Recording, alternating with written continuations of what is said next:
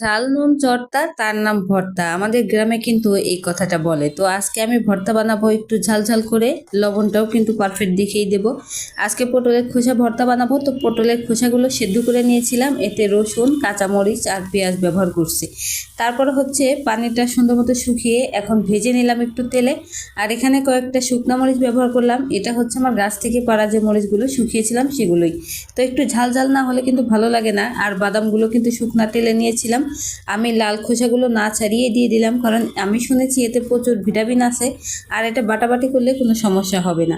তো যাই হোক, সুন্দর মতো বেটে নিলাম। বাদামটা বাটার সময় কিন্তু একটু কষ্ট হয় বটে, পানি ব্যবহার করলে আর কোনো কষ্ট হয় না। আর যাদের শক্তিশালী ব্লেন্ডার আছে তারা অবশ্যই ব্লেন্ডার করে নেবেন। আমার এত শক্তিশালী ব্লেন্ডার নাই, যার কারণে আমি পাটা পড়তার সাহায্যে বাটলাম। আর ভর্তাটা যদি বাটাবাটির কাজ না থাকে তাহলে আমার মনে হয় যে ভালো মজা হয় না।